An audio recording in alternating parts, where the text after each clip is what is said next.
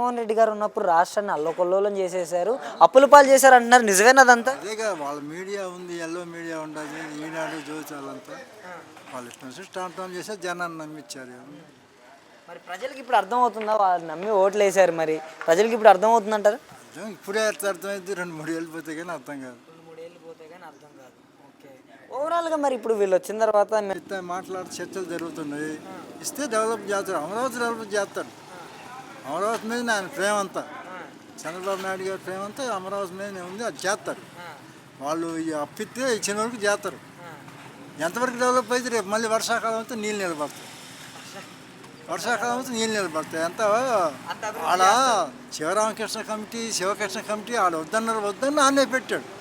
Land pooling అని పెట్టి జనాల్ని, రైతులను మోసం చేసి మిమ్మల్ని కోటేశ్వరం చేస్తామని చెప్పేసి, ఎకరం ఇస్తే 20 సెంట్లు ఏమి ఇస్తామని చెప్పేసి 20 సెంట్లు 5 సెంట్లు బాగా డెవలప్మెంట్ చేసి మిమ్మల్ని కోటేశ్వరం చేస్తామని వాళ్ళు ఆశ పెట్టారు.